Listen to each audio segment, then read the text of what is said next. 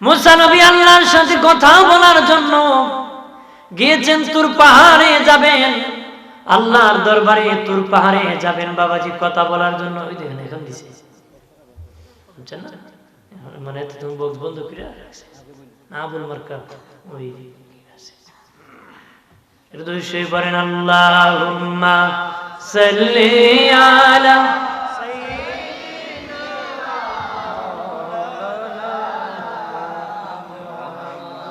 ওয়া আলা আলি। তুমি বক্স বন্ধ করে আগে মাইক দেখছ। বন্ধুরে আমার শেষ কথাটা বলতেছি, আর কয়েক মিনিট আছে আজানের রে বাবাজি। আমার নবী হযরত মুসা আলাইহিস সালাম রাস্তা দিয়ে যায়, একজন মহিলার সাথে দেখা হয়ে গেল। মহিলা ডেকে বলে, মুসা রে কই যাও? উনি বলে, আল্লাহর সাথে কথা বলতে যাচ্ছি। এ মুসা এই দেখো তাকাইয়া, আমার একটা ভাঙ্গা ঘর, গরিবী হালত, আমার ঘর বানাইতে পারি না, ছেলেকে ভালো খাওয়াইতে পারি না, নিজে ভালো একটা কাপড় চোপড় পরতে পারি না। মুসা রে আল্লাহরে জিগাইবানি কি করলে আমার অভাব দূর হবে রে? মুসা নবী বলেন, ঠিক আছে আল্লাহরে জিগাইব কি করলে তোমার অভাব দূর হবে। সামনে গেলেন, একজন ধনী লোকের সাথে দেখা। ও ধনী বলে, মুসা কই যাও রে? মুসা নবী বলেন, তোর পাহাড়ে আল্লাহর সাথে কথা বলবো। মুসা রে মুসা আল্লাহরে জিগাইবানি, এত ধন আল্লাহ আমাকে দিয়েছে, আমি ধন হিসাব রাখতে পারি না রে, কি করলে আমার ধন সম্পদ কমবে রে? আল্লাহরে জিগাইবানি কি করলে আমার ধন সম্পদ কমবে। মুসা বলেন, ঠিক আছে আল্লাহরে জিজ্ঞেস করবো। সামনে গেলেন, পাথরি পাহাড়। মুসা নবী দেখেন পাহাড়ের মধ্যে কে জানি মানুষের মতন কন্দন করতেছে, কান্না করতেছে। মুসা নবী দেখেন কোনো বাড়ি নাই, ঘর নাই, উঠিয়ে দেখেন কোনো মানুষ নাই, পাথর কান্নাকাটি করতেছে, পাথর কান্না করতেছে। নবী মুসা ডেকে বলেন, আরে পাথর কি জন্য কাঁদো?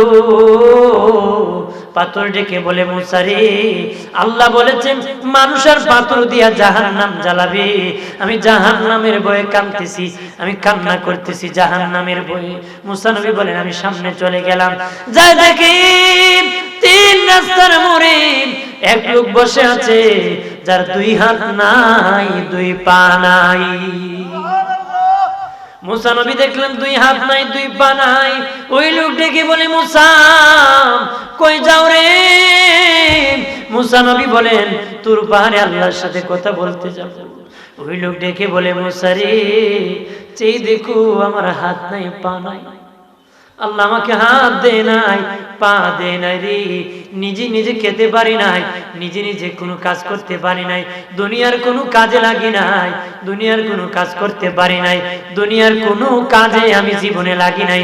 যেখানে বসি সেখানে ঘুমাই, ওখানে খাই, এখানে প্রস্রাব করি। কেউ যদি খাওয়ায় তাহলে খাই, নতুবা উপবাস থাকি।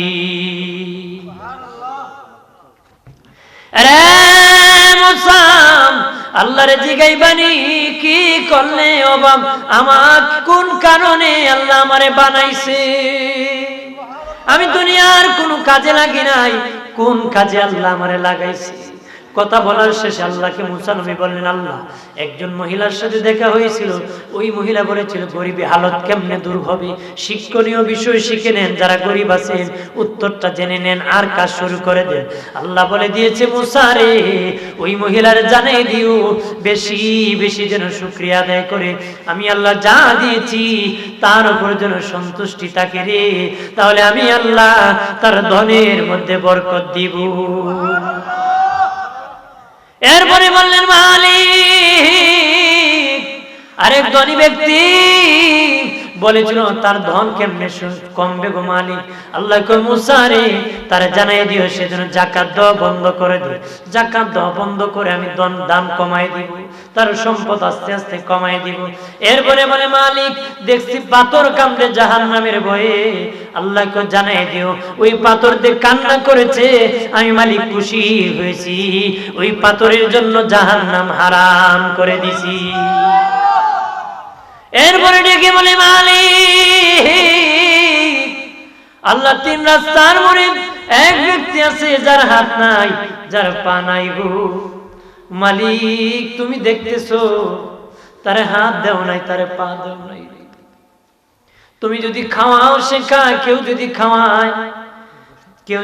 খাওয়ায় সে খায়, এখানে উপবাস থাকে, এখানে পায়খানা করে, এখানে প্রস্রাব করে, এইভাবে চলতেছে গো আল্লাহ। সে বলে দুনিয়ার কোনো কাজে লাগে না, তারে কোন কাজে তুমি বানাইছো? আল্লাহ বলে মুসা রে, তারে জানিয়ে দিও জাহান্নামের একটা ছিদ্রি আছে, সে যত বড় জাহান্নামের ছিদ্রিটা তত বড়, ওই ছিদ্রি বন্ধ করার জন্য আমি আল্লাহ তারে বানাইছি। যাই হোক, সর্বপ্রথম কথা বলে শেষে ওই লোকের সাথে দেখা হয়েছে, যে বেটা দুই হাত নাই, ওই বেটা জিজ্ঞেস করে মুসা আমার খবর নিশুনি? হ্যাঁ নিছি। আল্লাহ কইছে জাহান্নামের একটা ছিদ্রি আছে, তুমি যত বড় তত বড়, এই ছিদ্রি বন্ধ করার জন্য তোমারে বানাইছি। ওই লোক শুনিয়া কয় আলহামদুলিল্লাহ আলহামদুলিল্লাহ। মুসা কয় জাহান্নামের খবর পেয়ে কয় আলহামদুলিল্লাহ, বেটা জান্নাতের খবর না পেলে কি কইতে আবি বাগি।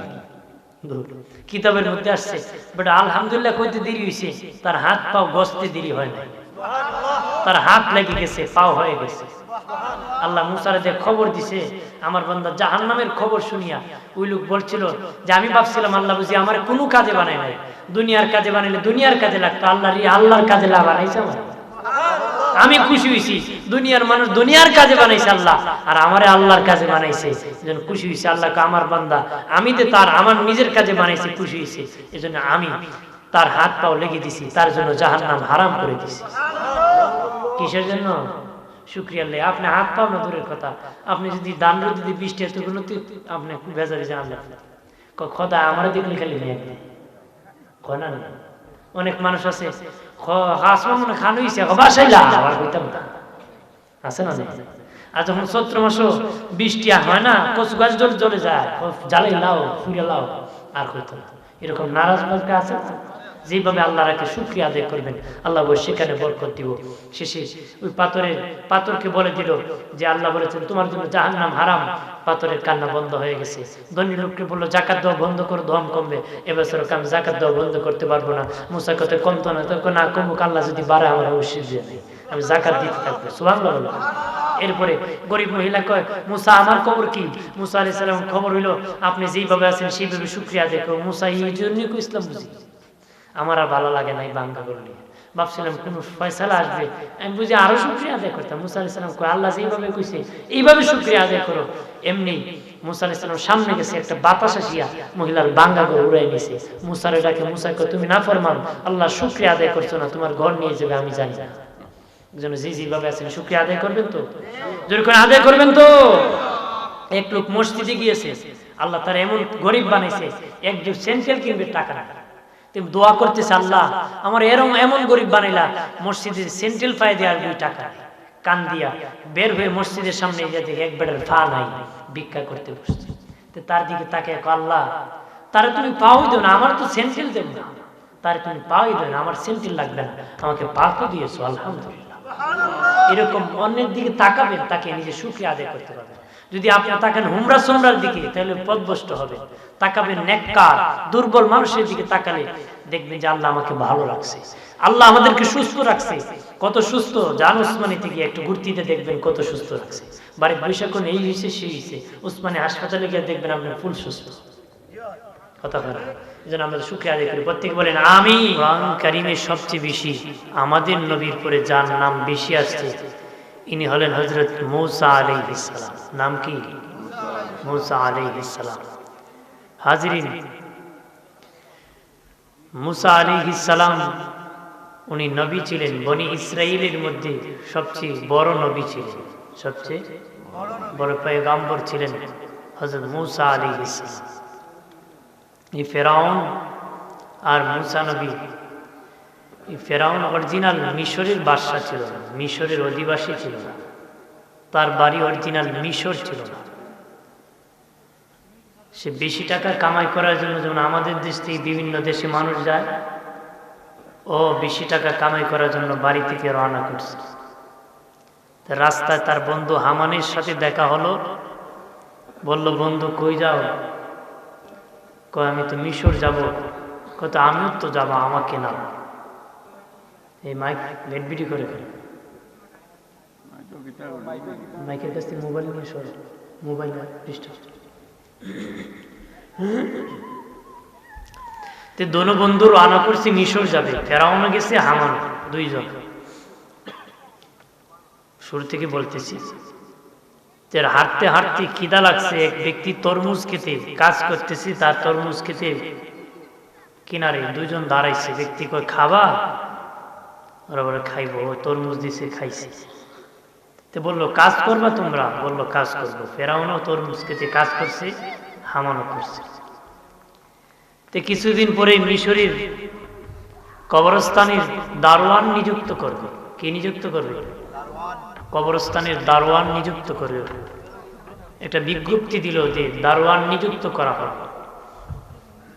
তখন ফেরাউনও সেখানে দারোয়ান হওয়ার জন্য তার প্রস্তাব দিল, অথবা দরখাস্ত করল। কি করলো? দরখাস্ত।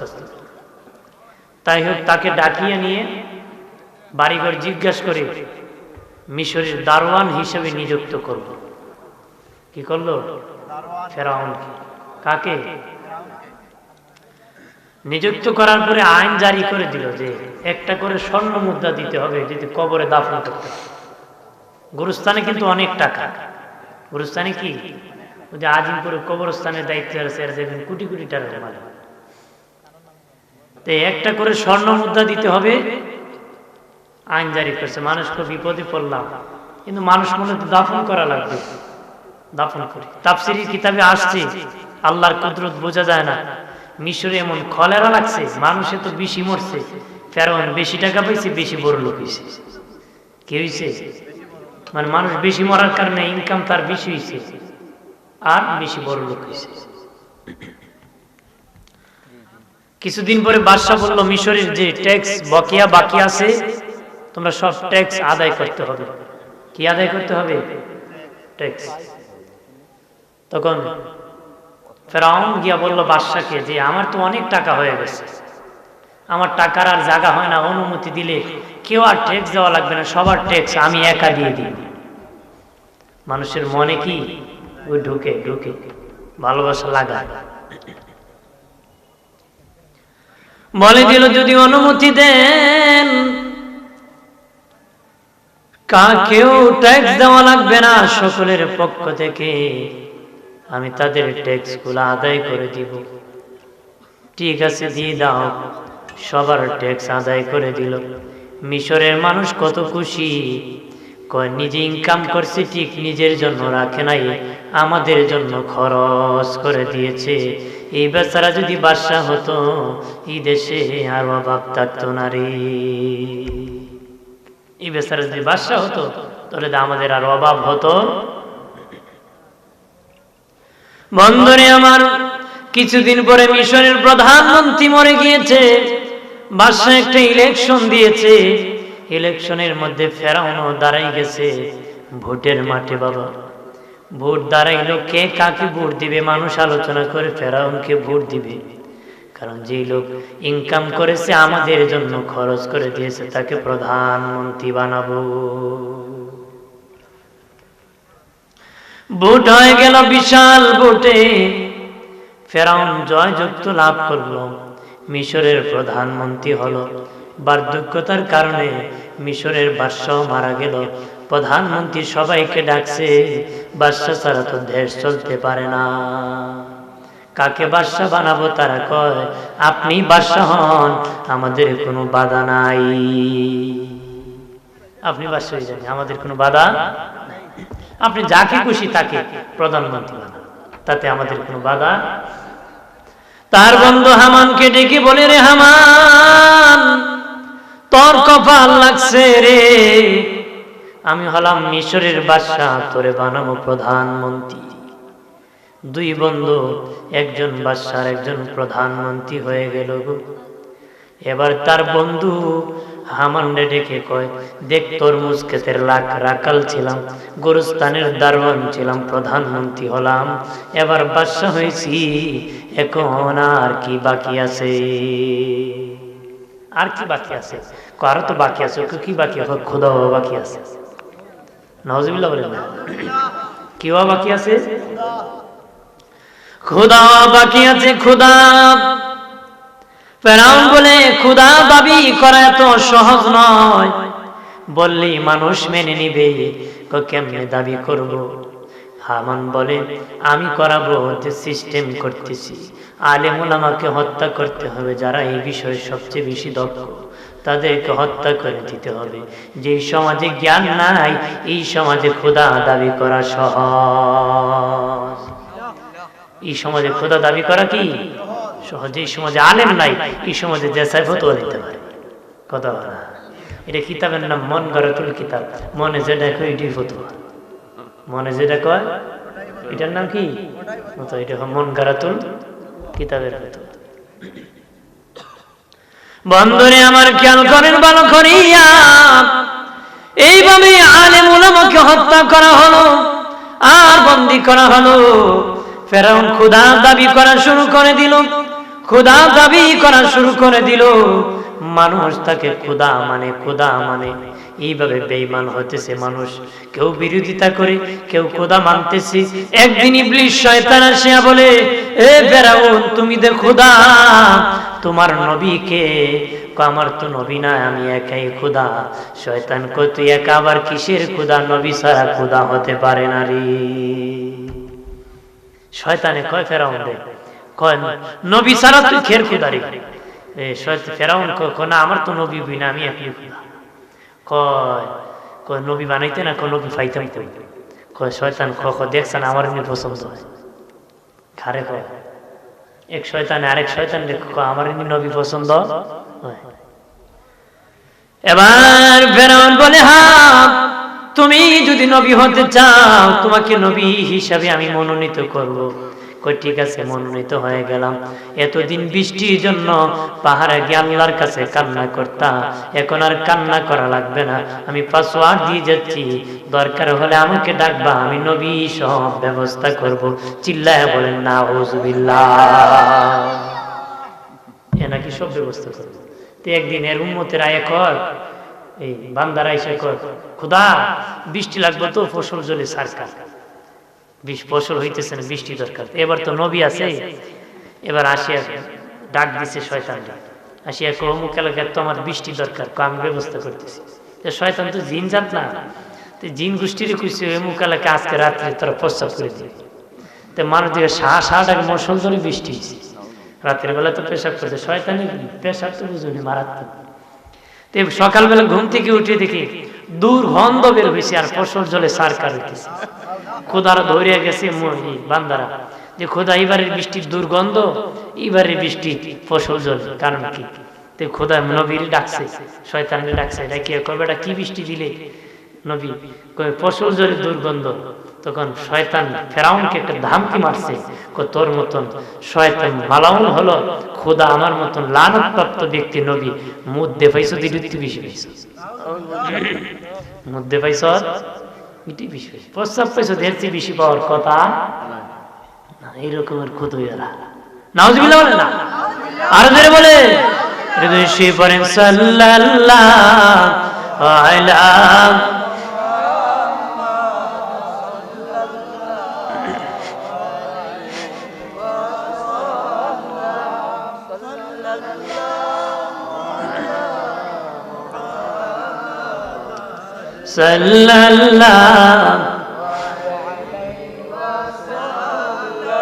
আমল নামায়ে দুরূদ শরীফ বেশি যান, হাশরের দিন সুপারিশ আগে তার সাল্লাল্লাহু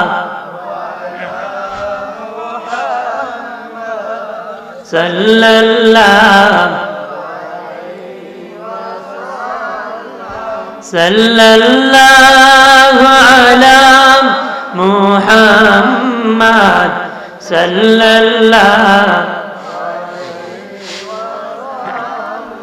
আমার প্রাণের বাবাজিরা রে, খেয়াল করেন ভালো করিয়া, এইভাবে ফেরাউন মানুষকে খোদা দাবিদার করতেছে, দাবি করতেছে।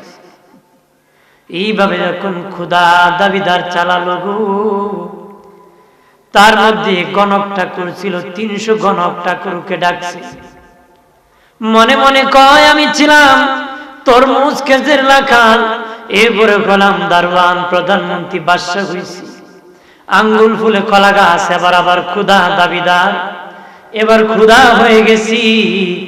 কি আছে ভবিষ্যৎ গণতে হবে। গণক ঠাকুর যেটা দাবিদার, সবচেয়ে বয়স হলো 320 বছর, সবচেয়ে বড় ডাক দেখো খবর কি গনিয়া টনিয়া মুখ বেজা, কি খবর? আপনার অবস্থা ভালো না। আজকে 3 মাসের মধ্যে বনি ইসরাইলের একজন নবী আসবে, মূসা নামে। ওই ব্যক্তির দ্বারা আপনার রাজত্ব তো যাবে যাবে, প্রাণ যাবে, রাজত্ব যাইব। ফেরাউন ডেকে বলেন, তাহলে রাজা হইয়া লাভ হলো কি, খোদা হইয়া লাভ হলো কি, যদি মূসার দ্বারা সব চলে যায়? আমি তো বাদশা আইন জারি করে দিতে পারি। আইন জারি করে দিলাম, আগামী 3 মাসের মধ্যে যত ছেলে সন্তান বনি ইসরাইলে আগমন করবে, সবকে কতল করে সমুদ্রে বাসায় দিবা। তবে খবরদার কোন মেয়েদেরকে বাসায় দিবা না রে। দুশ্মন কিন্তু ছেলেদের মধ্যে আছে, মেয়েদের মধ্যে নাই। যত শিশু বাচ্চা ছেলে সন্তান আগমন করবে, তাদেরকে কেটে কেটে সাগরে বাসায় দিবারে। নাউজুবিল্লাহ। 3 মাস পরে ফেরাউনের গুন্ডা বাহিনীরা হাজির হয়ে বলে, হ্যাঁ 3 মাসের ভিত্তি 80,000 শিশু সন্তানের মায়ের কুল খালি করেছি, 80,000 শিশু সন্তানের গর্দান কেটেছি। এবার কি খবর? আবার গণক ঠাকুরদেরকে ডাকছি, বলো রে কি খবর? আমার দুশ্মন মূসা মরছিনি? তারা বলে, না না না বাদশা, আপনার দুশ্মন মূসা এখনো সহি সালামতে মায়ের কোলে আছে। আরো জোরে বলেন, আল্লাহ যদি বাঁচায় কেউ মারতে পারবে? আল্লাহ যদি কেউরে উঠায় ঠেঙ্গে ধরে টানিয়া নামাতে পারবে? পায়ে ধরে টানিয়া লাভ হবে না। সারা গ্রাম যদি টানে, আল্লাহ আমি টানি, তুই কি টানতে? ঘোড়ার ডিম কথা করা টানিয়া টেনে দেখবেন লুঙ্গি সুঙ্গি ভালো ভাগে লাগছে। কারণ ঘোড়ার ডিম, ঘোড়ার ডিম, ঘোড়ার ডিম কি? ঘোড়ার ডিম। এক বেটা বাজারে গেছিল, ডিম খাইতো। কি আছে? ডিম আছে। কয় জাত? 3 জাত। মুরগির ডিম, হাঁসের ডিম, ঘোড়ার ডিম। বেটা জীবনে ঘোড়ার ডিম খাইছে না, আচ্ছা না খাইয়া যাইতাম না। তো ঘোড়ার ডিম তো সবার শেষে বিক্রি করি, বসো সব বেচারা বসছে। হাঁসের ডিম শেষ, মুরগির ডিম শেষ, কাঁচা হাঁটায় জাগা বাড়ি। ভাই আমার ঘোড়ার ডিম কই? ডিম ঘোড়ার ডিম জাগা বাড়ি, জাগা কই? ঘোড়ার ডিম কি? ঘোড়ার ডিম। আল্লাহ যদি বাঁচায়, কেউ মারার ক্ষমতা রাখে? আর আল্লাহ যদি রাখতে চায় না, হাজার হাজার সেনাবাহিনী মোতায়েন করো, বাঁচা যাবে? বাঁচা যাবে? নিজে যদি এত ভয় থাকে, ঘুমে না ধরতে পারে। কিন্তু খলিফাতুল মুসলিমিন অর্ধেক পৃথিবীর শাসনকর্তা ছিল, বালুর মধ্যে দিনের বেলা প্রকাশ্যে মরুভূমিতে হাত এইভাবে দিয়ে শুয়ে থাকছে, একটু ভয় নাই। সুবহানাল্লাহ বলেন। এরা হলো আমির, এরা হলো বাদশা, তার নেতৃত্ব। মারহাবা। আরো জোরে বলে। আমার বানের বাবাজি, আবার যখন তারা বলে দিল আপনার দুশ্মন মূসা মরে নাই, এখনো তার মায়ের কোলে সহি সালামতে আছে, এখনো সে প্রাণে বেঁচে আছে, বলল তাড়াতাড়ি খোঁজ নাও কোন বাড়িতে আছে। মূসা নবীর একটা বড় বোন ছিল, 10-12 বছর বয়সের, নাম ছিল মরিয়ম। বাবাজি নদীর কিনারে ছাগল রাখতে গিয়েছিল, দেখতেছে সৈন্যরা মূসা নবীর বাড়ির দিকে আসতেছে, দৌড়াইয়া তার মায়ের কাছে যায় বলে, মা মাগো, আমাদের বাড়ির দিকে ফেরাউনের সৈন্য বাহিনী আসতেছে, আমার ভাই মূসাকে মেরে ফেলবে। ও মা, আমার ভাই মূসাকে কেমনে বাঁচাইব গো? মূসা নবীর মা একবার ডানে তাকায় আর একবার বামে তাকায় গো। এইভাবে একবার সামনে যায় আরেকবার পেছনে যায়, এইভাবে দৌড়তেছে দৌড়তেছে। আল্লাহ আওয়াজ দিয়া বলে, হে মুসলমান, তোমার সন্তান মুসাকে এখনই আগুনের চুলার মধ্যে রেখে দাও। ডেকসি দিয়া ডেকে ফেলো, আমি আল্লাহ তোমার সন্তানকে বাঁচায় রাখবো রে।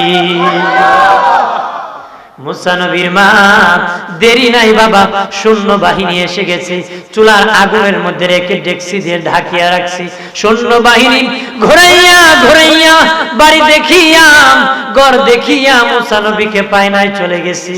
তার মেয়ে মরিয়মকে ডেকে বলে, মা মরিয়ম রে, আমার মুসা তো আগুনে পুড়ে সরকার, দেখি রে চুলার মধ্যে নি একটা হাড়ের টুকরা পাই, একটা হাড্ডির টুকরা পেলে বুকে ধরে জীবনটা কাটায় দিব রে। আরো জোরে বলে। এমনি হযরত মুসা নবীর মা ডেকসি সরায়া দেখে মুসা নবী আগুনের মধ্যে আগুন নিয়ে খেলাধুলা করতেছে। আরো জোরে বলে। মুসা নবী চুলার থেকে বলে, মা চিন্তা করিস না গো মা, আমার আল্লাহ আমাকে ভালো রেখেছে। আরো জোরে বলে। আমার বোনের বাবাজি, মুসা নবীর মার আরো চিন্তা, কোন সময় না সৈন্য বাহিনী এসে যায়, আমার ছেলে মুসাকে মেরে ফেলে, মুসাকে হত্যা করে ফেলে, আমি কি করব, কিভাবে আমার সন্তানকে বাঁচাবো। আল্লাহ স্বপ্নে দেখে বলল, রাতের বেলা ও মুসার মা চিন্তা করিও না, একটা বাক্স বানাও, একটা বাক্স বানাও, ওই বাক্স সমুদ্রের মধ্যে ভাসায় দাও, আমি আল্লাহ তুমি তোমার সন্তান মুসাকে তোমার কোলে আমি ফিরায় দিব রে। কি বানাইতো? একটা বাক্স বানাইতো, এই বাক্সের ভিতরে মুসারে বরে সমুদ্রে ভাসায় দিলে আমি আল্লাহ সেখান থেকে ঘুরিয়া তোমার কাছে ফিরাই দেব। মুসা নবীর মার ঘুম ভেঙে গেল, সকাল হয়ে গেল, চিন্তিত, বাক্স কেমনে বানাবো, কার কাছে শেয়ার করব, সে আবার খবর পাস করে দেয় নাকি, কিভাবে আমি বাক্স বানাবো, এই চিন্তা করতেছে। হঠাৎ করে দেখে এক মিস্ত্রি ডাকতেছে। মিস্ত্রি বলে, কে আছো, কোথায়, বের হও, আমি অনেক কিছু বানাতে পারি, বাক্স বানাতে পারি। এইভাবে মুসা নবী মা মনে মনে কয়, ব্যক্তির আমার মনের কথা কয়, আমার তো এরকম বাক্স একটা দরকার। যাই কো বেটা মিস্ত্রি, কি বানাও, আপনি মাগো যদি বলেন সমুদ্রের মধ্যে বাক্স ভাসায় দিবেন, এমন বাক্স আমি মিস্ত্রি বানাইতে পারি। মুসা নবীর মা ডেকে বলেন, মিস্ত্রি, কাঠ কই পাবো, লোহা কোথায় পাবো রে? মিস্ত্রি বলে, মুসার মা, ও মা, আমার কাছে কাঠ আছে, লোহা আছে, সবকিছু আছে, যন্ত্রপাতি সবই আছে, অনুমতি দিলে আমি বানিয়ে দিব। একটু পানি আনেন, যন্ত্রপাতি ধার দিতে হবে, নাও লাগতে পারে, তাড়াতাড়ি করে আনেন। মুসা নবীর মা পানি আনতে যাইয়া পানি আনিয়া দেখে মিস্ত্রি বাক্স বানায়া বসে আছে। আরো জোরে বলে না। মিস্ত্রি বাক্স বানায়া বসে আছে। মিস্ত্রিকে বলে, বাক্স বানিয়ে ফেলছো? হ্যাঁ বানিয়ে ফেলছি। পানি লাগবে না গো মা? পানি লাগবে? কই, এখন তুমি সমুদ্রে ভাসায় দাও, এই বাক্স ডুববে না। ব্যবস্থা করতেছে কে? এবার মিস্ত্রি বলে, মা আমি চলে যাই, আমি এখন চলে যাব। মুসা নবীর মা বলে, মিস্ত্রি রে, তোমার কাঠের মূল্য নিয়ে যাও, লোহার মূল্য নিয়ে যাও, তোমার মজুরির মূল্য নিয়ে যাও। মিস্ত্রি ডেকে বলে, মা আমি এমন মিস্ত্রি, কোনো টাকা পয়সা নেই না, ফ্রি সার্ভিসে কাজ করি। আমি এমন মিস্ত্রি, কোনো টাকা পয়সা নাই, বিনা টাকায় সব কাজ করি। সুবহানাল্লাহ বলেন। এমনি মিস্ত্রি দূরে দূরে হাঁটে, মুসা নবীর মা পিছনে পিছনে বলে, ওরে মিস্ত্রি, কাঠের মূল্য নিয়ে যাও, লোহার মূল্য নিয়ে যাও, মজুরি না নিলা, তোমার কাঠের মূল্য নিয়ে যাও, লোহার মূল্য নিয়ে যাও। মিস্ত্রি বলে না না না মা, লোহার মূল্য লাগবে না, কাঠের মূল্য লাগবে না। এইভাবে জোরে জোরে ধরতেছে। মুসা নবীর মা ডেকে বলেন, আরে মিস্ত্রি, ওই বিপদের দিনে এত বড় উপকার করলে রে, লোহার মূল্য নিলে না, কাঠের মূল্য নিলে না, মজুরিও নিলে না, অন্তত তোর নামটা বলে যে মাঝে মধ্যে তোর জন্য আমি দোয়া করব, তোর ঠিকানাটা বলে দে। মিস্ত্রি ডেকে বলে, মা গো, আমি দুনিয়ার মিস্ত্রি না, আমি আল্লাহর দরবারের মিস্ত্রি, আমার নাম হলো জিবরাইল। আমি দুনিয়ার মিস্ত্রি না গো মা, আমি আল্লাহর দরবারের মিস্ত্রি, আমার নাম জিবরিল, আমি এসেছি। মুসা নবীর মা মুসাকে বাক্স ভরিয়া সমুদ্রের মধ্যে ভাসায় দিলেন। এইদিকে আসিয়ার অন্তরের মধ্যে আল্লাহ ভালোবাসা পয়দা করে দিলেন। আসিয়াকে আমার আল্লাহ ডেকে বলেন, আসিয়া রে, আজকে সমুদ্রের ঘাটের মধ্যে গোসল করতে যাইবা, আমি আল্লাহ তোমাকে একটা ফুটফুটে সুন্দর সন্তান উপহার দিব। উনি হলেন বনি ইসরাইল শেষ পয়গম্বর মুসা আলাইহিস সালাম। বাবাজি, স্বামী ছিল কাফের, বিবি ছিল কি মুসলিম, বিবি ছিল জান্নাতি, স্বামী ছিল কি বেঈমান। আর এইদিকে হযরত লূত আলাইহিস সালামের বিবি ছিল কাফের, নবী ছিলেন জান্নাতি। নবী তো নবী, মারহাবা বলে, আরো জোরে বলে। দুইজন নবীর বিবির কপাল মন্দ। কয়জন বিবি? দুইজন। এক নম্বর হযরত লূত আলাইহিস সালামের বিবির কপাল মন্দ, উনি নবীর বিবি হইও জাহান্নামে যাবেন। নাউজুবিল্লাহ বলেন, কারণ নবী মানে নাই নবীকে। আরেকজন হলো হযরত নূহ আলাইহিস সালামের বিবি, উনিও মানে নাই। এইজন্য দুইজন নবীর বিবি জাহান্নামে, যে সব নবীর বিবি জান্নাতি বেহেশতি, এই দুইজন বিবি ছাড়া, দুইজন বিবি ছাড়া। আমার বাড়ির বাবাজি, খেয়াল করেন ভালো করিয়া, অদুস্থ বুজুর্গরাম। এইভাবে যখন হযরত আসিয়া ওই নদীর ঘাটের মধ্যে গোসল করতে দিলেন, দেখলেন একটা বাবাজি বাক্স আসতেছে। সকলকে বলেন, এই বাক্স আটকা। বাক্স যখন আটকানো হলো, বাক্সের দরজা যখন খোলা হলো, বাবাজি অনেক সুন্দর একটা, তাদের মতন ফুটফুটে সুন্দর একটা সন্তান বসে আছে। এমনি আসিয়া কুলে নিল, কোলে লইয়া বাড়ি গেল, যা ফেরাউনকে ডেকে বলে, ফেরাউনকে ডেকে বলে, তোমার তো ছেলে সন্তান হয় না, তোমার তো ছেলে সন্তান হয় না, এখন ঢুল পিটায় দাও, আসিয়ার ঘরে একটা ছেলে সন্তান হইছে। ফেরাউনকে আসিয়ারে বিপদে ফালাইস না, এটুই মনে মুসা, এবার রেখে তোমার খালি ই বেদনাও, এই যন্ত্রণা খেয়ে লাভ নাই, কারণ তোমাদের বাচ্চা জন্ম দেওয়ার ক্ষমতা নাই, এটা আমি জানি। যদি বালা হয়, বালা মতে ঢোল পিটে সব পাস করে দিল। ফেরাউন ডিসমিস না পায়, কহে ঢোল পিটা, আসিয়ার করে ছেলে হইছে। সুবহানাল্লাহ বলে না, এর দিশে আরো কি কর, আসিয়ার করে ছেলে হইছে। সবাই ঢোল পিটাই দিল, ফেরাউনের ছেলে হইছে আসিয়ার করে। বাবাজি আমার খেয়াল করেন ভালো করে, দুধ পান করাবে কে? অফার শুরু হয়ে গেল। এত টাকা মাসে দিবে, খাবার দিবে, যে দুধ পান করাবে। মহিলারা দলে দলে আসছে, যে বাদশার ছেলে হইছে। কত ধনীরা আসছে, কত মানুষ আসছে। মুসা নবী কারো স্তনের মধ্যে মুখ দেয় না গো, দুধ পান করে না। সবাই আসা শেষ হয়ে গেছে। ফেরাউন বলে, কি খাওয়াবো? কারো দুধ খায় না। বা তাড়াতাড়ি করে বস্তি এলাকাগুলো ভালোভাবে দেখে কোন মহিলা বাকি আসেনি। এরা খবর লেখ আরেকজন মহিলা বাকি আছে, ওই মহিলারে আনার পরে দামাতে কুললা মুসা নবী দুধ খাওয়া শুরু করছে। বলে মুসা নবীর মা, সুবহানাল্লাহ বলে না, তোমার দুধ আমার ছেলে খায়, তোমাকে এইভাবে টাকা দেওয়া হবে, এইভাবে তোমার লালন পালন, তোমার ভরণ পোষণ, তোমার সন্তান আমার সন্তান সবটা দিবে। আল্লাহ যদি খাওয়া খানে ধরে, আর কেউ আটকেতে পারে? কইছিল মাইরিলে বা আল্লাহ ওর মারও খাওয়াবো, ওরও খাওয়াবো, 14 গোষ্ঠীর খাওয়াবো, মারাবো বলে না। আমার বানের বাবাদের খেয়াল করেন ভালো করিয়া, এইভাবে দুধ পান করাইতেছেন।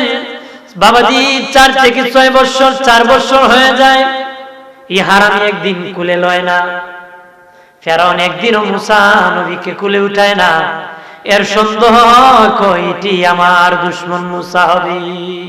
একদিন আসিয়া রাজ পোশাক পরাইয়া বাবাজি সুগান লাগাইয়া কুলে উঠাইয়া ফেরাউনের কাছে নিয়া বলে, দেখতেছি তো আজকে অনেক দিন হয়ে গেল ছেলেকে কুলে উঠাও না, মানুষ সন্দেহ করবে তোমার সন্তান বলে, একটু কুলে লও, কুলে উঠায় চুমু খাও। মুসা নবীকে ফেরাউন এইভাবে হাতে কুলে নিছে বাবাজি। কুলে নিয়ে বাবা এইভাবে যখন হাতে নিল, হাতে চাপা দিয়ে মুখ দিয়া যখন বাবাজি গালের মধ্যে চুমু খাবে, মুসা নবী ডান হাত দিয়া ফেরাউনের গালের মধ্যে এমন একটা থাপ্পড় মারছে, ফেরাউনে তো চিৎকার দিছে। তাফসীরের কিতাবের মধ্যে আছে কয়েক মাইল পর্যন্ত চিৎকারের আওয়াজ শোনা গেছে। বড় থাপ্পড়ের সুরে এত চিৎকার দিছে, কয়েক মাইল শোনা গেছে। মানুষ দৌড়ে আসতেছে, ক্ষুধা খেয়ে খান্দে। মানুষ দলে দলে আসতেছে, কি নারী পুরুষ ক্ষুধা কেন কাঁদতেছে। তো এখন যদি ক্ষুধার ফুলায় সর মারছে এই জন্য কান্দে, শরম মানে ফেরাউন আমি এমনি কান্দে, কে কান্দে? আসিয়ারে ডেকে বলে, আসিয়ারে দুঃখ বুঝলি না, এটা মুসা ছাড়ার কেউ না রে, এমন তাবর দিছে রে জনি পোকা আমারে দেখাই দিছে। আসিয়া কো তোমার খালি সন্দেহ, এরকম তাপ্পর তো আমার সময় দেয়। কারণ মুসা আলাইহিস সালাম এক তাপ্পর আজরাইল দিছি। কি দিছি? কেমনে দিয়েছিল তাপ্পর? মুসা নবী তুর পাহাড়ে আল্লাহর সাথে কথা বলেছিল। এরপর আল্লাহ বলেছিলেন, মুসা তুমি আমার সৃষ্টি জগৎ সফর করে দেখবা। মুসা নবী কয় কোন দিকে দেখবো? আল্লাহ বলেন এই এলাকা দিয়ে পাহাড় ঘষে ঘষে তোমার বাড়িতে যাইবারে। রানা করলেন, যেতে যেতে হঠাৎ করে অপরিচিত এক ব্যক্তি দাঁড়ায় গেল। উনি বললেন, তুমি কে, তোমার পরিচয় কি? কারণ আমি তো সারা দুনিয়া ঘুরতেছি এলাকা, এমন কোন লোক তো আমি দেখি নাই, তোমার পরিচয় কি? আমি দুনিয়ার কোন মানুষ না, আমি মালাকুল মউত আজরাইল। আমি কি? আজরাইল। কেন আসছো? আমার সাথে ঘোরাঘুরি করবা নাকি? আজরাইল কয় না, আল্লাহ পাঠাইছে, আপনার এই মুহূর্তে রূহ কবজ করা হবে, পৃথিবীর থেকে বিদায় হবে। মনে হয় তোমার ভুল হইতেছে, কোন জায়গায় ভুল হইতেছে। আমার আল্লাহ এই মুহূর্তে মালিকের কাছে কথা বলেছি, মালিক তো আমাকে বলে নাই যে তোমার হায়াত শেষ হয়ে গেছে, তুমি মনে হয় ভুল করতেছো। এবার আজরাইলকে কথা বলতে বলতে আজরাইল বলল, মনে হয় আপনি মরতে চান না, এই জন্য কথাবার্তা পেছলাইতেছেন, ঘুরাইতেছেন। মুসা নবী জালালি মেজাজের নবী, কি কস? আমি মরতে চাই না। এমনি আজরাইলকে একটা থাপ্পড় মারছে। কি মারছে? থাপ্পড় মেরে দিছে। থাপ্পড় মারে ডান দিকের চোখ খুলে গেছে। ডান দিকের চোখ কি খুলে গেছে। আমি বুঝি মরতে চাই না, কি কস? আজরাইল গিয়া কয় আপনার আমি আর আজরাইল গিয়ে শেষ, আর আমি রূহ কবজ করতে পারতাম। কেন? যে লোক আমার কাছে পারেছে, আমার কাম কালি পিঠায় আমার। আল্লাহ তুমি যাও কেন? কারণ আমার তোমার যে পাওয়ার বেশি আমার নবীকে আমি দিয়েছি, সেখানে তো তোমার পাওয়ার দেখানোর কথা ছিল না, সেখানে গরম হওয়ার কথা না, কারণ তোমার চেয়ে আমার নবীর পাওয়ার কি বেশি, সেখানে তো তুমি পাওয়ার দরকার কথা না। আমার নবীর পাওয়ার তোমার চেয়ে বেশি। ভোল্টেজ পাওয়ার যদি একটা কম হয়, লাইটের একটা বেশি হয়, কমটা কি বেশির কাছে খাইবে নাকি? আজরাইল কি মুসার কাছে খায় নাকি? তুমি তো এখানে খাও নাই কেন? তুমি নম্রতার সাথে অনুরোধ করে বলতা, তুমি গরম হয়েছো মারছে কথাতে, আমি আর আজরাইল গিরি না, আমার অন্য কাম দেয়। আল্লাহ যা আর কোনদিন তাপ্পর দিবে না, তোর পাওয়ার বাড়াইছি। যে বাঙালি দুনা লাগাইল কথা বলা, আগের মতন মানুষের প্রকাশ্যে আজরাইল আসতো, মানুষ প্রতিকারে লাঠি বেঁধে নিয়ে দাঁড়িয়ে থাকতো, যে কোন দিয়ে আয়, পাহারাদার আজরাইল রেখে দিত টাকা দিয়ে। আল্লাহকে আমি পাওয়ার বাড়াই দিলাম, আর কেউ খুঁজেও পাবে।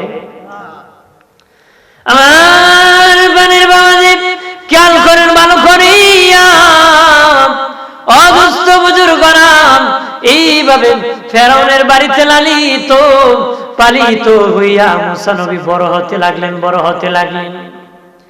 এইভাবে বাবাজি যখন মূর্তি পূজা হয়, মুসা নবী মূর্তি পূজা তো সমর্থন করবে না।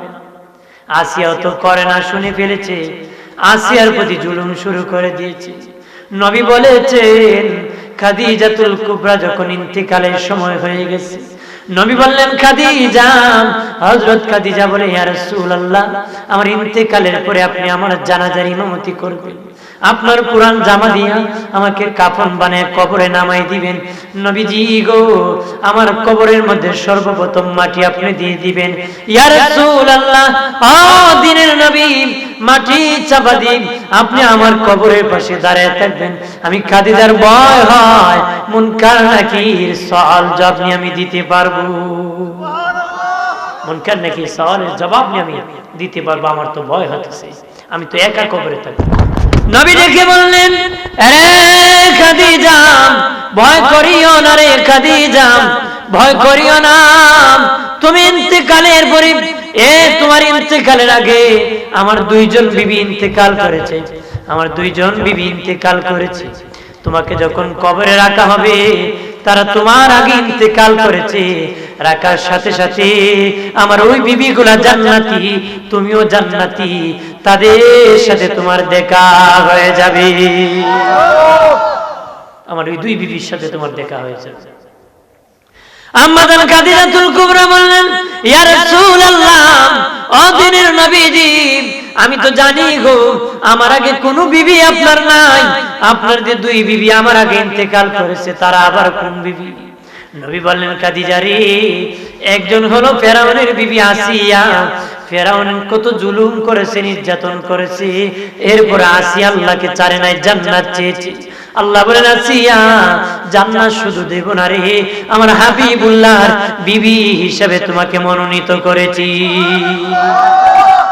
আরে একজন হলো হযরত ইমরানের মেয়ে মারিয়াম, ঈসা নবীর মা মরিয়ম, বাবাজি স্বামী ছাড়া সন্তান হয়েছে, আল্লাহ মরিয়মের সাথে ওয়াদা করেছে আমার আখিরি নবীকে তোমার স্বামী আমি বানায় দিব।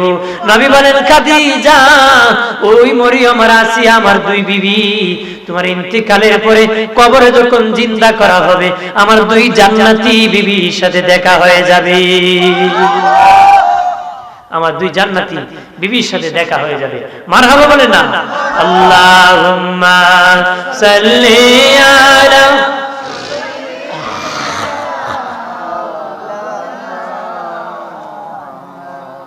ওয়া আলা আলি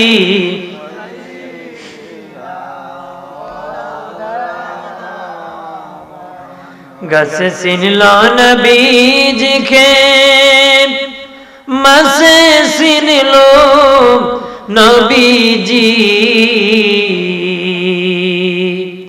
উম্মত হয়া সিনিলাম না, সিনলো বনের হরিণী। আল্লাহুম্মা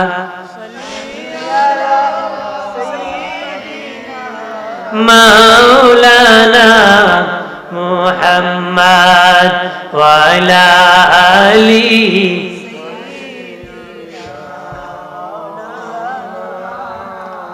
আর বনে বাবাজি খেয়াল করেন ভালো করিয়া, এইভাবে মুসা নবী যখন তাকে খোদা মানে না, তখন জুলুম শুরু করে দিল, বাহিনী দিয়ে নির্যাতন শুরু করে দিল। মুসা আলাইহিস সালাম দেখলেন তার প্রতি আক্রমণ শুরু করে, একটি আক্রমণ করেছিল, মুসা নবী তাকে একটা ঘুষি মারছে, এক ঘুষিতে সে জায়গায় মরে গেছে, একটা ঘুষি মারছে, বেশি না, কিপটি জায়গায় মরে গেছে। মুসা আলাইহিস সালাম কয়, এখন যদি এখানে তাকি তাহলে আমার কাম শেষ করে দিব। উনি এই দেশ ছাড়িয়া মাদিয়ান চলে গেছে, হিজরত করে কই চলে গেছে? সেখানে যাইয়া হযরত মুসা নবী বসে আছে একা একা। আমি আমার বিষয়ের উপর কথা বলবো, তারা বলেছে সেই কথা বলার জন্য আমি বলবো শেষ পর্যন্ত একই কথা, একই বিষয়ের উপর। প্রাণের বাবাজি তারা অনুরোধ করেছিল পরে বক্তব্য দেওয়ার জন্য। আমার আরেকটা প্রোগ্রাম দূরে থাকার, সিলেটে থাকার কারণে আমি মাগরিব থেকে বয়ান করেছি, এসা পর্যন্ত যতটুকু বলবো ধৈর্যের সাথে বাবা শোনার চেষ্টা করেন। প্রাণের বাবাজি খেয়াল করেন ভালো করিয়া। মুসা নবী বলেন, আমি যখন দাঁড়ায় বসে রইলাম, দেখলাম একটা কুহার মধ্যে মানুষ পান করতেছে, ছাগলকে পানি পান করাইতেছে, মানুষ উট বেড়া ধুম্বাকে ওই কুয়ার থেকে সিরিয়াল ধরে ধরে পানি পান করাইতেছি, হুরা পারা করে পানি পান করাইতেছি। মুসা নবী দেখে দুইজন মেয়ে তার ধুম্বা গুলা ছাগল গুলা নিয়ে হুরা পারা করে পানি পান করায় না দাঁড়িয়ে আছে। মুসা নবী বলে, বোন তোমরা কারা রে? সকলে পানি পান করায়, তোমরা পানি পান করাও না কেন? আমরা হলাম নবী, এই যুগের পয়গম্বর শুআয়ব নবীর মেয়ে, আমরা নবীর আওলাদ, এই জন্য সকলের সাথে দোষাদোষী টানাটানি করে পানি পান করাই না। সকলে পানি পান করায় গেলে আমরা পানি পান করাবো। এমনি মুসা নবী বললেন, ঠিক আছে, একজন নবীর মেয়ে, তোমরা পানি পান করানোর জন্য আসছো, আমার হাতে তোমাদের ছাগল গুলা দাও। নবী নিজ হাতে নিয়ে ছাগল গুলাকে পানি পান করাই দিল। অন্যদিন তারা সন্ধ্যা হয়ে যেত বাড়ি যেতে যেতে, ওই দিন একটু আগে আগে গিয়েছি। নবী শুআয়ব আলাইহিস সালাম তার মেয়েদেরকে জিজ্ঞাসা করে, মা অন্যদিন বিকাল বেলা ফিরে, আজকে এত তাড়াতাড়ি কেমনে তোমরা আসলা? ডাকিয়া একজন যুবক মানুষ আমাদেরকে সহযোগিতা করেছে, উনি পানি পান করায় দেওয়ার কারণে আমরা তাড়াতাড়ি বাড়ি ফিরেছি। শুআয়ব নবী এই যুগে নবী ছাড়া কেউ উপকার করতে পারে না, নিশ্চিত ওই লোক নবী। মারে তোমরা যাও, যুবকটা যেখানে বসে আছে তাকে বলো আমার দরবারে দাওয়াত করছি। আরো জোরে কর। এমনি শুআয়ব নবীর দুই মেয়ে যায় কয়, আমার বাবা আপনাকে আমাদের বাড়িতে দাওয়াত করেছে। মুসা নবী মনে কয় আমি হিজরত করছি, কেউ বাড়ি নাই, যেহেতু দাওয়াত পেয়েছি দাওয়াতটা গ্রহণ করা আমার দরকার। দাওয়াত খেতে শুআয়ব নবীর বাড়িতে গিয়েছি। বাবাজি অনেকক্ষণ উনি থাকছেন, সেখানে খাইতেছেন। হঠাৎ করিয়া ওই শুআয়ব আলাইহিস সালাম নিজে মুসার কাছে তার বয়ের বড় মেয়েকে সফুরাকে তার কাছে বিয়ে দিতে প্রস্তাব দিয়ে দিল রে, যে আমার মেয়েটা বিয়ে করে নাও। শুআয়ব আলাইহিস সালাম বুঝছে ও নবী, আমিও নবী, নবীর সাথে নবীর কাছে আমার মেয়েটা বিয়ে দেওয়া দরকার। মুসা আলাইহিস সালাম রাজি হয়ে গেল, বিয়ে হয়ে গেল। আরো জোরে বলে না। বিয়ে যখন হয়ে গেছে, অনেকদিন চলতেছে, ওই বাড়িতে খাচ্ছেন চলছেন। এবার মুসা আলাইহিস সালাম শুআয়ব আলাইহিস সালাম মুসা আলাইহিস সালামকে তার শাশুড়ি কয়, আর তো টাকা যায় না, এবার আমার দেশে চলে যাব, আব্বা বিদায় দেন। কি রে? বিদায় দেন। শুআয়ব আলাইহিস সালাম কো যাইতে গেছে বলতে, যৌতুক হিসেবে একটা কুসার নিয়ে যাও, কিছু একটা নিয়ে যাও। তখন কি নিবা? মুসা আলাইহিস সালাম কে আপনি দিয়ে দেন। তুমি যেটা চাইবা সেটা আমি দিই, আমরা দেশে যৌতুক নেই নি মাইছে। মুসা আলাইহিস সালাম কইয়া নিছেন, আমার শ্বশুর দিছে। আমার শ্বশুর কি গিফট হিসেবে দিছে, আপনারা তো কইয়া নেন, হুন্ডা নিলে গুন্ডা বিয়া করতো না। কথা বলা কখন সারা জীবন গুন্ডামি করে বাহির থেকে আইছে, তো ওই জন্য হুন্ডা, নাহলে ফাতি মোস্তান হুন্ডা ছাড়া তো আর হবে, যেন বিয়ে করতো না। সালাম দিছে। আপনার কোন এক বেটা কিছু কলার সাথে কলা পুরস্কার। কি পুরস্কার? কবলে দিয়ে কলার 3টার পচা ধরছে কোনায়, যে যেটা হুন্ডা পুরস্কার আছে মনে করবেন কিন্তু মামলাতে কোনায় ধরছে। কথা বলা অফার দিকে বিয়া করে দাও, অফারও কিন্তু গন্ডগোল। অফারও কি দিলে আমার মেয়ে বিয়ে দিলে হুন্ডা পুরস্কার, কে আছো খরিদ্দার মনে করবেন এখানে গন্ডগোল। আর আপনারা যারা হুন্ডা ছাড়া বিয়ে করেন না, আপনাদের মারাত্মক গন্ডগোল। কথা জোরে ক। আমার জানা মতো লোক হুন্ডা নিয়ে বিয়ে করছে, খালি অ্যাক্সিডেন্টই করছে, ভালো চালাইছে, সে বিক্রি করে যান বাঁচাইছে। অথচ আগের দিন তার নিজের টাকাতে একটা হুন্ডা কিনছে, শ্বশুর বাড়িতে পরের দিন পাইছে। নিজের কিনারটা একদিন অ্যাক্সিডেন্ট করে না, কিন্তু শ্বশুর বাড়িরটা কয়েকদিন অ্যাক্সিডেন্ট করছে। তার ভাই অনেকদিনই পরে যায় উঠে, শেষে তাড়াতাড়ি বিক্রি করে দিচ্ছে। কারণ এটা অন্তরের কষ্ট পাওয়া। কেউ শখে তার মেয়ের সাথে হুন্ডা পুরস্কার দেয় না। খুব বিপদে পড়ে একজন মেয়ের বাবা যারা আছে এরা জানে কত বিপদে আছে। খুব অন্তরে কষ্ট নিয়ে মেয়েকে বিয়ে দিতে বাধ্য হয়েছে হুন্ডা রেখেছে, তার অন্তর খান খান হয়ে গেছে। আরে অন্তরে ভাঙ্গা অন্তর, তোমার তো খালি গাড়ি ভাঙবো, ট্যাঙ্ক ভাঙবো, আডু ভাঙবো। কথা বলা জোরে ক। এবার অন্তর ভাঙছো না, তোমার ট্যাঙ্ক না ভেঙে ছাড়ছে না। দুই পড়েন আল্লাহুম্মা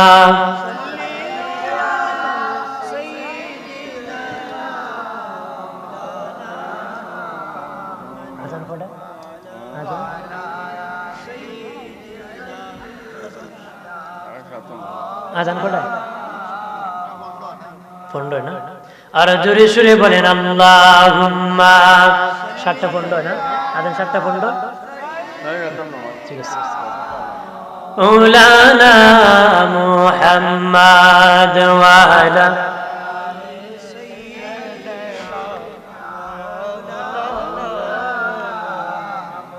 আমার ইবানের বাবাজি মুসা নবী দেখে বলেন, যেহেতু আপনি বলেছেন যেটা চাবো সেটা আমাকে উপহার দিবে।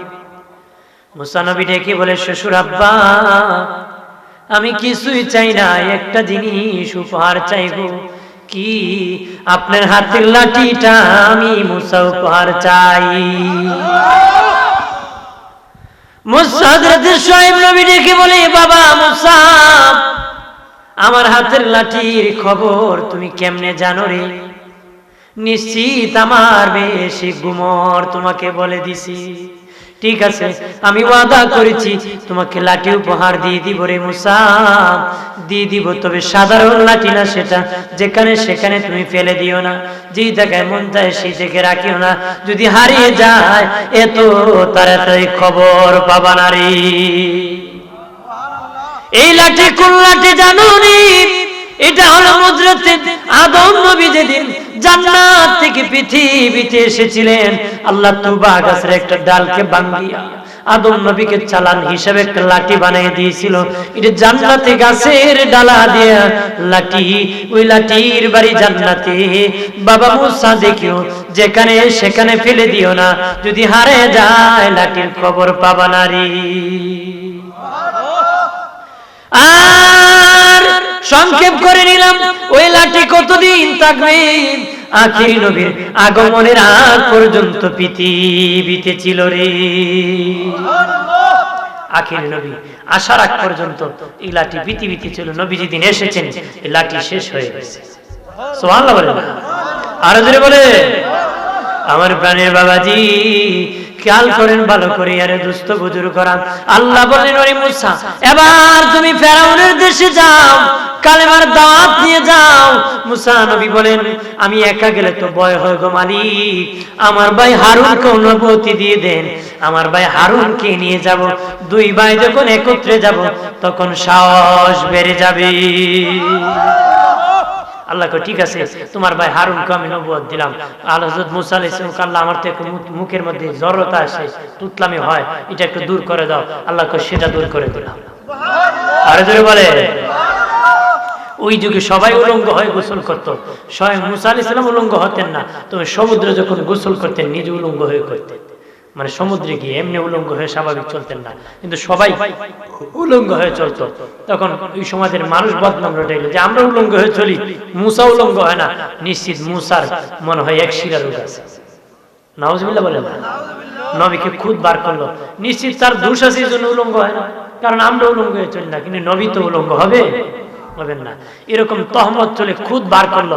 মুসা আলাইহিস সালামের আল্লাহ কয়, খুদ আমি রাখবো না, কি করব? মুসা আলাইহিস স্বয়ং নিজে তার কাপড় খুলে একটা পাথরের উপর রাখছে। আল্লাহ জিবরিল কই, কাপড় নিয়ে দৌড় মার। জিবরিল কাপড় নিয়ে মারছে দৌড় বাজারের দিকে। মুসা আলাইহিস সালাম আমার কাপড় দেন, নবী উলঙ্গ পিছনে দৌড়তেছে কাপড় দিয়ে। এই পাকে সকল দেখেছে তার সব দোষ মুক্ত হয়ে গেছে। তাদের ভিতর দিয়ে কুমন্ত্রণা ছিল, আল্লাহ সব দূর করে দিয়েছে। তহমত দিয়েছিল, সেটা কি হয়েছে? দূর হয়ে গেছে। আমার প্রাণের বাবাজিরা রে, খেয়াল করেন ভালো করিয়া, হযরত মুসা নবী তার বিবি নিয়ে রওনা করলেন। রাস্তার ঘটনা অনেক লম্বা ঘটনা বাবাজি। যেতে যেতে যেতে যেতে ফেরাউনের রাজ দরবারে চলে গেলেন। সেখানের মধ্যে ভাগ পাহারাদার আছে, মানুষ পাহারাদার আছে, এরকম বাহিনী পাহারাদার আছে, পাহারাদার দেওয়া আছে। মুসা নবী যখন বাঘের কাছে গিয়েছে, বাঘ এমনি নত হয়ে সাইড দিয়ে দিছে রাস্তা ক্লিয়ার। আরো জোরে বলেন না। রাস্তা যখন ক্লিয়ার হয়ে গেল, বাহিনী যারা আছে গো বাবাজি, সংসদ ভবন তখন চলতেছিল, সংসদে বক্তব্য চলছিল। সব এমপি মন্ত্রীরা একসাথে কথা বলা শুরু করে দিয়েছিল। একজন যাইয়া ফেরাউনের কাছে খবর দিল, আপনার পালক পুত্র মুসা এসে গিয়েছে, আপনার সাথে দেখা করতে চায়। কই কেমনে আসছে? কই এখান মাদিয়ান থেকে সে চলে আসছে, আপনার সাথে দেখা করতে চায়। সে ভাবছে, ফেরাউন ভাবছে সে বুঝি আবার আসছে দেখা করতে, একটু মস্কারি করি, একটু ঠাট্টা করবো তার সাথে, বলো রে সে যেন সংসদ ভবনে ঢুকে যায়। মুসা নবী সংসদ ভবনে যখন ঢুকে গেলেন, ফেরাউন বলল তুমি কেন আসছো? মুসা আলাইহিস সালাম কো আমি কালেমার দাওয়াত দিতে আসছি, আমি নবী, এক আল্লাহ মেনে নাও। আমি মুসাকে মেনে নাও। সত্যি তুমি আল্লাহ নাকি, তুমি নবী নাকি? নবী হলে তো মুজিজা দরকার, তোমার মুজিজা কি? তোমার মুজিজা কি আছে? আল্লাহর দরকার, আল্লাহ সব নবীর মুজিজা আছে, আমার কি মুজিজা আছে? আল্লাহ কো মুজিজা, আল্লাহর কো আল্লাহ ফেরাউনের কাছে কত জাদু আছে, কত কিছু আছে, এদেরকে বাঁচাবো কেমন? আল্লাহ কো আমি সব রাখছি। আল্লাহ মুসা আলাইহিস সালাম কো আল্লাহ ফেরাউনকে কো জাদু আমার মুজিজা দেখতো। আল্লাহ কো মুসা তোমার হাতের লাঠিটা ছেড়ে দাও। সুবহানাল্লাহ। তাফসীরি কিতাবে আসছে চারা মারতো কয়েক মাইল লম্বা অজগর সাপ হয়ে গেছে। আর ওই যে সাপের ধোষাধুষিতে অনেক এমপি মন্ত্রীরা এটা তলে পড়ে মারা গেছে। কি মারা গেছে? কয়েকজন আহত হয়েছে, কিছু লোক ভাইগে গেছে। ফেরাউন ডাক দিয়ে কই মুসা তাড়াতাড়ি করে আটকাই সাপ, আমি বাঁচলে কালেমা পড়তাম। যে হা করছে আমার খেয়ে ফেলবো, ওয়াদা করছিল কি মুজিজা দেখলে কালেমা পড়বে। এখন কয় যে সাপ দিছ, যে হা করছে আমি বাঁচলে কালেমা পড়তাম, তাড়াতাড়ি আটকা। মুসা আলাইহিস সালাম বলেন আমি নিজেও ভয় পেয়ে গেছি সাপ দেখে। উনি বলে আমি যখন সাপে আল্লাহ কো সাপের মাথায় ধরো, উনি কোন ধরছে আগের মতন লাঠি হয়ে গেছে। এবার ফেরাউন ডেকে বলে এটা জাদু, মুসার জাদু, এটা মুজিজা হতে পারে না, জাদু। ও মুসা আগামী কাল আসবা, তোমার যে জাদু দিয়া পরীক্ষা হবে, জাদু দিয়া তোমার সাথে যুদ্ধ হবে। মুসা আলাইহিস সালাম পরের দিন হাজির হইছে। বাবাজি জাদু ছেড়ে দিছে, ৮০,০০০ জাদু ছেড়েছে, ৮০,০০০ জাদু। ৮০,০০০ জাদু যখন এসেছে, মুসা আলাইহিস সালাম লাঠি ছেড়ে দিছে, লাঠি সাপ হয়ে গেছে, হা করেছে, ৮০,০০০ জাদুকে একসাথে পেটের ভিতর ঢুকাইছে। আর ডাকিয়া বলে আরে আর কি আছে রে ফেরাউন, তোর আর কি আছে রে? তাড়াতাড়ি কর যে আমি সবকিছু খাবো, আমার খিদা এখনো বাকি আছে। ওইবারও বাচ্চে আটকা সাপ বেড়া বাঁচলেনে পড়তাম কইবা, এরকম আবু জেহেল কইতো বাঁচলেনে বাতিজা কইবা পড়তাম, একটু সুযোগ দেব না, এরকম কিদা। এবার আবু জাহেল যুক্তি করছিল কোন নবী যখন মুহাম্মদ যখন তাহাজ্জুদ করতে যায় একটু গর্ত খুদবা ফেলে দিবা, তবে সাবধান যখন ফালাইবা তখন কিন্তু মুহাম্মদ বাতাস সময় করবা আমি মুহাম্মদ না, আমি আবু জাহেল। তো দেখো তোমরা যদি আমার পরিচয় দেয় চাইরো, আমার পরিচয় দিল কি করবা না, ছাড়বা না। তা আল্লাহ ইলহাম দিয়ে কই, আল্লাহ ওহী নাজিল করে নবীরে কইছে নবী আজকে আপনি এই সময় যাবেন না, একটু পরে যাবেন, লীলা দেখেন সব খেলা কি। আবু জাহেল যেই টাইমে নবী যায় ওই টাইমে একটু পরে আসছে, কই দেখি মুহাম্মদ তো গর্তে পড়ে গেছে, এবার দেখি কেন আছে। এজন হাইটা হাইটা গেছে মুখ ঘুরিয়া, এমনি বাহিনী তো অপেক্ষা যে মুহাম্মদ আসলেই, এমনি তার চাচারে ধরছে ভালো করে ধরে জাতা তখন মারছে, কই আমি মুহাম্মদ না, আমি আবু জাহেল। করে সারিস না উস্তাদের নিষেধ, উস্তাদ কইছিল আবু জাহেলের পরিচয় আরো ৩টা জাতা দিলাম, এমনি ধরে জাতা দিয়ে ফেলে দিছে। সকাল থেকে বাবা মামলা চাচা আবু জাহেল পরে আছে, এখন কান্নাচ্ছে, আমি কইছিলাম আপনি তো কইছেন, পরিচয় দিল চান নাই, এবার পরে কান্নাকাটি করতেছে। কিতাবে আসছে অনেক রশি চাচ্ছে তারা উঠানোর জন্য, যতই চারো কিছু সামান্য বাকি থাকে, আবু জাহেল রশি লাগাল পায়, মনে করেন 2 হাত বাকি থাকে, 24 হাত চারলো আর 2 হাত বাকি থাকে, আর যদি 50 হাত চারে আর 2 হাত বাকি থাকে। আবু জাহেল তো আর কেউ দিতে পারতো না, আমার ভাতিজা মুহাম্মদের ডাক। দিনের নবী আসলেন, আসিয়া বললেন চাচা কি খবর? ও ভাতিজা মহা বিপদে আসছি, আমার উদ্ধার করে রে ভাতিজা। নবী বলেন উদ্ধার করলে কি করবেন? কয় ভাতিজা আর দেরি না, উঠা মারতি কালেমা পড়ে মুসলমান হয়ে যাব রে।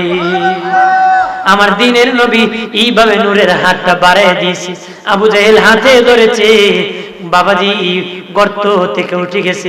নবী কই চাচা কালেমা পড়ে মুসলমান হন। এবার আবু জাহেল কয় ভাতিজা এত ছোট বয়সে এতলা জাদু কেমনে শিখলাই রে? নাউজুবিল্লাহ বলেন না, এত ছোট বয়সে এত জাদু কইতে শিখছো ভাতিজা? কই একটা দৌড় মারছে, আর কি খারাপ কপালে হেদায়েত নাই। ওই ফেরাউন কয় কত জাদু তৈরি করতে শিখলে? কয় আমি না, কারণ তার আটকা বাসলেন কলমা পড়তাম। এভাবে চলতেছে, শেষ মুহূর্তে ওনার সাথে যুদ্ধের মুখোমুখি চলে গেছে। কি বলরে আমার মুসা নবীকে দৌড়াইতে দৌড়াইতে নদীর কিনারে নিয়েছে, সাগরের কিনারে নিয়ে গিয়েছে। মুসা নবী সাগরের কিনারে যাইয়া বলে ও মালিক, আল্লাহ কিভাবে গো এই সাগর পার হয়ে আমি ওপার যাব? সামনে তো তারা আসতে আমার প্রতি জুলুম করবে, আমাকে হত্যা করে ফেলবে, মেরে ফেলবে। আল্লাহ কো মুসা তোমার হাতের লাঠি দিয়ে আঘাত করো। মুসা নবী হাতের লাঠি দিয়ে আঘাত করেছে, একটা রাস্তা হয়ে গেছে। এবার মুসা নবীর সাথে 12 গোষ্ঠী ছিল। 12 গোষ্ঠী কয় মুসা আমরা 12 গোষ্ঠী এক রাস্তা দিয়ে যাব না, 12টা রাস্তা আমাদের দরকার। মুসা নবী মালিকের কাছে কয় আল্লাহ তারা এক রাস্তা দিয়ে যাবে না, তারা বলে এক এক গোষ্ঠী নাকি এক এক রাস্তা দিয়ে যাবে, কারণ আমাদের দেশে গোষ্ঠী দ্বন্দ্ব আসেনি। দেখো এই গোষ্ঠী কই গোষ্ঠীকে দাওয়াত দিলে বিয়া খাইতাম না, তো এবার খাইতাম না, তোরা রাখা হইতাম না। কথা হয় কারণ যত লোক এখন খাইতে না বিয়া আটকাতায় না। কথা হয় না বাপ না গেলেও ফুলা আমার বাতারে বিয়া হয়ে না। কথা হয় না ওটা ভাগ্যকে বিয়া করে 2 বছর পরে এখন সরি বাবা কি সরি ভেরি ভেরি সরি কি করছে সাইরা লাইছে কি করছি যদিও সাইরা লাইছে মা মেনে নিছে বাবা, কিন্তু অন্তরে দাগ আছে। কথা বলেন না, অন্তরে দাগ চিরদিন পর্যন্ত থাকবে। অন্তরের দাগ মুছতে পারবা এই ফ্যামিলি শান্তিতে বাস করা যাবে। বন্ধুরে আমার খেয়াল করেন ভালো করিয়া, আমি বলে গেলাম রে প্রাণের বাবাজি গোষ্ঠী মার করিও না। নবী বলেছে এটা কিয়ামতের আগে বেশি বেড়ে যাবে, এটা ফিতনার মতন বৃষ্টির মতন ফিতনা নাজিল হবে। গোষ্ঠী মারামারি করবে, মানুষ হাঙ্গামা করবে, মানুষকে খুন করে ফেলবে। এটা খুন বেড়ে গেছে। নবী বলেন রক্তের দাম কমে যাবে। এখন কিন্তু রক্তের দাম কমে গেছে, মানুষের রক্তের দাম নাই, পাখির গরু ছাগলের রক্তের দাম আছে রে। একটা পাখি জবাই করতে চিন্তা করে, গরু জবাই করতে চিন্তা করে, কোনটা করব কোনটা রাখলে লাভ হবে, কিন্তু মানুষ মারতে কেউ চিন্তা করে না। মানে হাইওয়ান জানোয়ারের রক্তের দাম আছে, মানুষের রক্তের দাম নাই। কথা বলে না আমার বানের বাবাজি। মুসা নবী আল্লাহর কাছে বলে মালিক, তারাই বলে তাদের 12 গোষ্ঠীর 12 রাস্তা দরকার। আল্লাহ কয় বাকি আঘাত করে রাস্তা হয়ে যাবে। 12 রাস্তা হয়ে গেল, উপার চলে গেল। উপার চলে যাওয়ার পরে প্রাণের বাবাজি তারা বলে মুসা রে যেই জায়গায় আসছি রৌদ্র লাগতেছে, আমরা কেমনে টিকবো রে, কিভাবে সেখানের মধ্যে থাকবো? বৃষ্টি আসতে পারে, রৌদ্র লাগতেছে, কষ্ট হইতেছে। মুসা নবী হাত বাড়ায় কো মালিক আল্লাহ, চিৎকার দিয়া বলেন আল্লাহ, আর জবান খুলে বলেন আল্লাহ, আর আওয়াজ করে বলেন ইয়া রাসূলুল্লাহ। নবী ডেকে বলে মালিক আল্লাহ গো, ও মালিক তাদের তো ছায়া দরকার, তাদের তো রৌদ্র কমানো দরকার। আল্লাহ কো মুসা রে তাদেরকে জানিয়ে দাও আমি আল্লাহ মেঘমালা দিয়ে দিব, তাদের বৃষ্টিও আসবে না, তাদের রৌদ্র লাগবে না রে। তারা বলে মুসা গো এবার খাবার কি খাবো? সেখানে তো আমাদের বাড়ি নাই, ঘর নাই, সম্পদ নাই রে মুসা, কি খাবো রে? মুসা নবী আল্লাহর কাছে দোয়া করলেন। আল্লাহ বলেন তাদেরকে বলে দাও মান্নাস হালুয়া খাওয়াবে, ভুনা ভুনা খাবার আসমান থেকে আল্লাহ খাওয়ায়া দিবে। আল্লাহ ওই সময় ভুনা ভুনা খাবার দিত, তারা না শুকরিয়া আদায় করার কারণে বন্ধ করে দিয়েছে। নবী বলেন ওই সময় যদি তারা না শুকরিয়া আদায় না করতো, আল্লাহর শুকর আদায় করতো রে, আজ আসমান থেকে রহমতের মান্না হালুয়া নাজিল হতো রে। আজও এই আসমানের খাবার আমাদের জন্য আসতো, তারা যদি না শুকর আদায় না করতো। বন্ধুরে আমার খেয়াল করে ভালো করে, তারা বলে মুসা ছায়াও পাইছি খাবারও পাইছি রে, খাবার দেখুন তো কাপড় চোপড় আনি নাই, এই কাপড় বাবাজি ময়লা হয়ে যাবে। তারা বলতেছে ময়লা হয়ে যাবে, তখন কোন কাপড় পরবো, কেমনে পরিষ্কার করবো? আল্লাহকে ডেকে বলে মুসা ডেকে বলে মালিক কাপড় চোপড় যদি ময়লা হয়ে যায় তারা কিভাবে কাপড় পরবে, কিভাবে পরিষ্কার করবে? আল্লাহ কয় মুসা রে তাদেরকে জানিয়ে দাও তাদের জামা কাপড় কোনোদিন ময়লা হবে না রে। এরপরে মুসা নবী যখন বললেন তোদের জামা কাপড় ময়লা হবে না,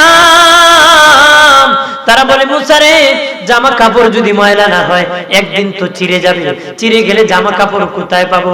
মুসা নবী আল্লাহর কাছে বলে, আল্লাহ তাদের জামা কাপড় চিরে গেলে জামা কাপড় কোথায় পাবে? আল্লাহকে বলে দাও তাদের জামা কাপড় জীবনে ছিঁড়বে না রে। এবার বেজাইল্লা উম্মত কয়, ও মুসা আমরা জামা কাপড় না ছিঁড়ে না ছিড়লো, কিন্তু আমরা যে সন্তান পৃথিবীতে আসবে তাদের তো বাচ্চা হিসাবে আসবে, তারা উলঙ্গ হিসাবে আসবে, তাদের জামা কাপড় কোথায় পাবো? আল্লাহ বলেন মুসা জানিয়ে দাও তাদের বাচ্চা পৃথিবীতে আসবে, জামা সহ পৃথিবীতে আসবে। এরপরে তারা বলে, এ মুসা আমাদের বাচ্চা ছোট্ট আসবে রে, বাচ্চা যখন বড় হবে তখন কাপড় ছোট হয়ে যাবে, তখন জামা কাপড় কোথায় পাবো?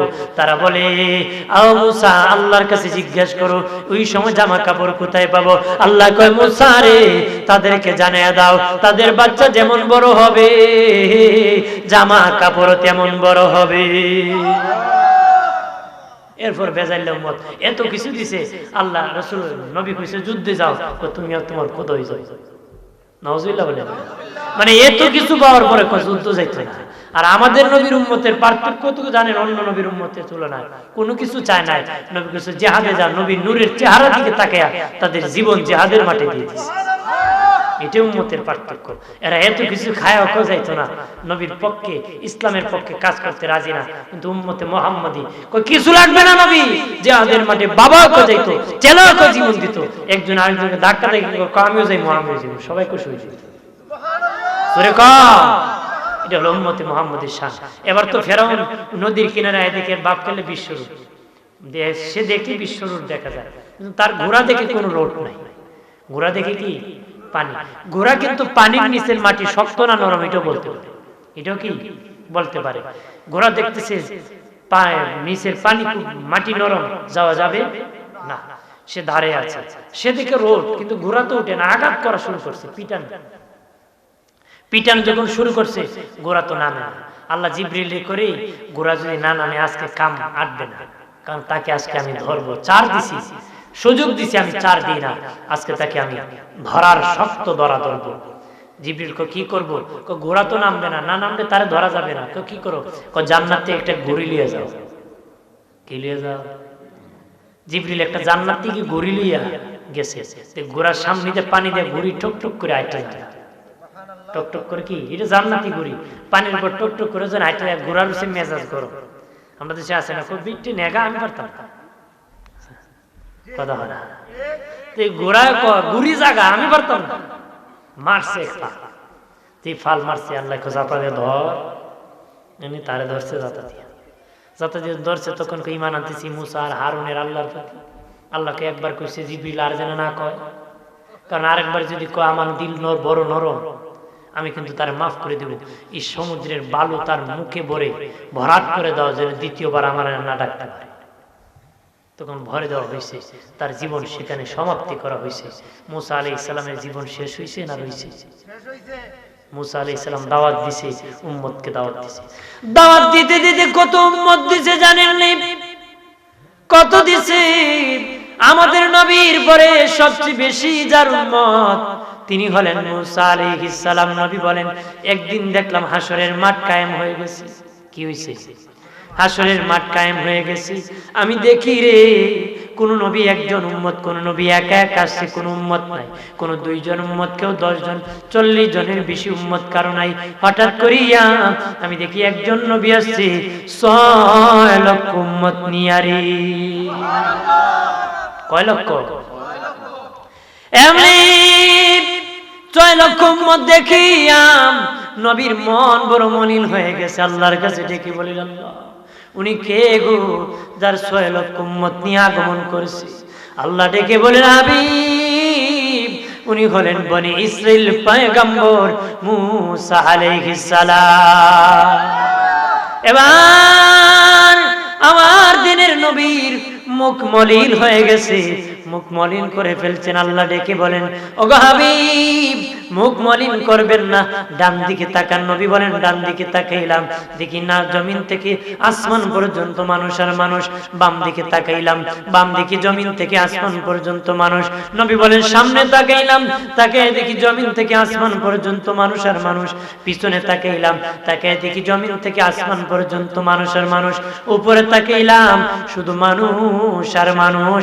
আল্লাহ ডেকে বলে, হাবিব, ডানে বামে সামনে উপরে যত মানুষ দেখেছেন তারা সবাই একাই আপনার রাসূলুল্লাহর উম্মত, আপনার একা উম্মত। মারহাবা বলেন না, আরো জোরে বলে। এই হলো উম্মতে মুহাম্মদী, এই হলো মূসা নবী। মূসা নবীর সম্মান সব নবীর মধ্যে বনি ইসরাইলের সবচেয়ে বড় নবী ছিলেন। উনি আল্লাহর সাথে কথা বলতেন, তার সাথে আল্লাহর প্রেম ছিল, কথা বলার প্রেম।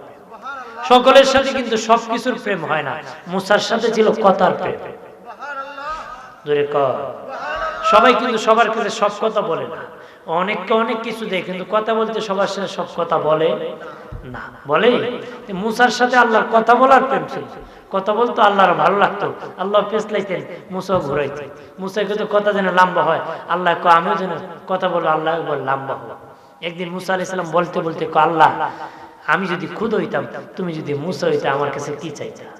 আমি টান দিতে পারতেছি না, মাইকটা কন্ডিশন ভালো না, আমার ব্যথা উঠে গেছে।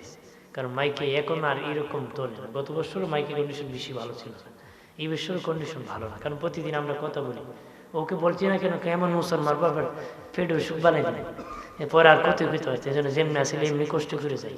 কারণ মাইক ভালো হইলে কথাগুলা ধারাবাহিক টানিয়ে বলা যায়। এই জন্য আমি মাঝে মধ্যে সুর বাদ দিয়ে কথা বলতেছি, মাইকে টানে না। কারণ আমাকে হেল্প করবে মাইক, আমি কত হেল্প করবো? আমাকে তো সহজিত, এটা যন্ত্র, তাকে তো আমি হেল্প করতে পারবো না। রিক্সা আপনার কি বলে, বাস দিয়ে গাড়ি আছে, গাড়িকে আপনি টেলিয়ে করতে নেবেন, গাড়ি আপনাকে নেবে, আমি করতে টেলবো, ও আমাকে নিবে, ও আমাকে টানে না কম। যাই হোক, আমার শেষ দিকে চলে আসছে, আমি কথা বলি সমাপ্তি করবো, যেহেতু টানতেছে না।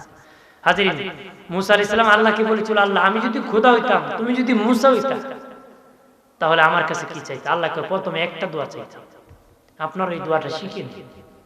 আল্লাহকে, মূসা, তুমি যদি খোদা হইতা, আমি যদি মূসা হইতাম, সর্বপ্রথম তোমার কাছে আমার সুস্থতার জন্য দোয়া চাইতাম। আরো জোরে বলে। বন্ধুরে আমার, খেয়াল করেন ভালো করে, মূসা নবী আল্লাহর সাথে কথা বলার জন্য গিয়েছেন, তুর পাহাড়ে যাবেন, আল্লাহর দরবারে তুর পাহাড়ে যাবেন বাবাজি কথা বলার জন্য। ওই দেখেন এখন দিছে, বুঝছেন না? মানে তুমি বক্স বন্ধ করে আবুল মার্কা ওই এটা তো সেই পড়েন, আল্লাহুম্মা সাল্লি আলা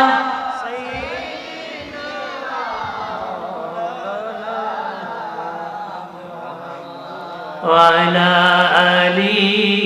তুমি বক্স বন্ধ করে আর মাইক দেন। বন্ধুরে আমার, শেষ কথাটা বলতেছি, আর কয়েক মিনিট আছে আজানের। বাবাজি, আমার নবী হযরত মূসা আলাইহিস সালাম রাস্তা দিয়ে যায়, একজন মহিলার সাথে দেখা হয়ে গেল। মহিলা ডেকে বলে, মূসা রে, কই যাও? উনি বলে, আল্লাহর সাথে কথা বলতে যাচ্ছি। এ মূসা, এই দেখো তাকাইয়া, আমার একটা ভাঙ্গা ঘর, গরিবী হালত, আমার ঘর বানাইতে পারি না, ছেলেকে ভালো খাওয়াইতে পারি না, নিজে ভালো একটা কাপড় চোপড় পরতে পারি না। মূসা রে, আল্লাহরে জিগাইবানি, কি করলে আমার অভাব দূর হবে রে? মূসা নবী বলেন, ঠিক আছে, আল্লাহরে জিগাইবো, কি করলে তোমার অভাব দূর হবে। সামনে গেলেন, একজন ধনী লোকের সাথে দেখা। ও ধনী, ধনী বলে, মূসা কই যাও রে? মূসা নবী বলেন, তোর পাহাড়ে আল্লাহর সাথে কথা বলবো। মূসা রে, রে মূসা, আল্লাহরে জিগাইবানি, এত ধন আল্লাহ আমাকে দিয়েছে, আমি ধন হিসাব রাখতে পারি না রে, কি করলে আমার ধন সম্পদ কমবে রে? আল্লাহরে জিজ্ঞাসা কি করলে আমার ধন সম্পদ কমবে? মুসা বলেন ঠিক আছে আল্লাহরে জিজ্ঞেস করব। সামনে গেলেন পাথরি পাহাড়। মুসা নবী দেখেন পাহাড়ের মধ্যে কে জানি মানুষের মতন কন্দন করতেছে, কান্না করতেছে, কান্না করতেছে। মুসা নবী দেখেন কোনো বাড়ি নাই, ঘর নাই, উঠিয়ে দেখেন কোনো মানুষ নাই, পাথর কান্নাকাটি করতেছে, পাথর কান্না করতেছে।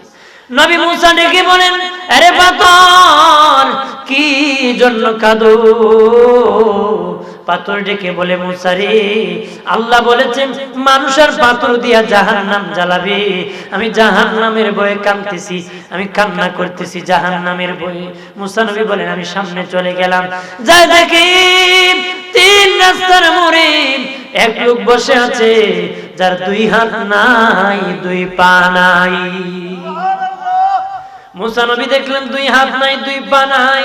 ওই লোক ডেকে বলে, মুসা কই যাও রে? মুসা নবী বলেন, তোর পাহাড়ে আল্লাহর সাথে কথা বলতে যাব। ওই লোক ডেকে বলে, মুসা রে, চেয়ে দেখো আমার হাত নাই, পা নাই। আল্লাহ আমাকে হাত দেয় নাই, পা দেয় নাই রে। নিজে নিজে খেতে পারি নাই, নিজে নিজে কোনো কাজ করতে পারি নাই, দুনিয়ার কোনো কাজে লাগি নাই, দুনিয়ার কোনো কাজ করতে পারি নাই, দুনিয়ার কোনো কাজে আমি জীবনে লাগি নাই। যেখানে বসি সেখানে ঘুমাই, ওখানে খাই, এখানে প্রস্রাব করি। কেউ যদি খাওয়ায় তাহলে খাই, নতুবা উপবাস থাকি।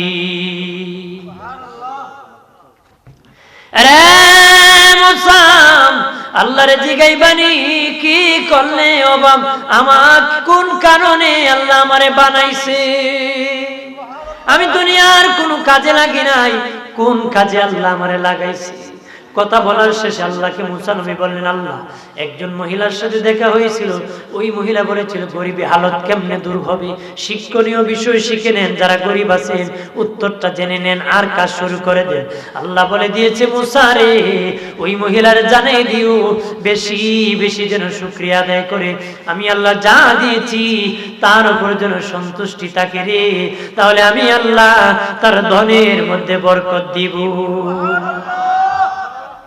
এরপরে বললেন, মালিক, আরেক ধনী ব্যক্তি বলেছিল তার ধন কেমনে কমবে গো মালিক? আল্লাহ কয়, মুসা রে, তার জানাই দিও সে যেন যাকাত দেওয়া বন্ধ করে দিবে। যাকাত দেওয়া বন্ধ করে আমি দাম কমাই দিব, তার সম্পদ আস্তে আস্তে কমাই দিব।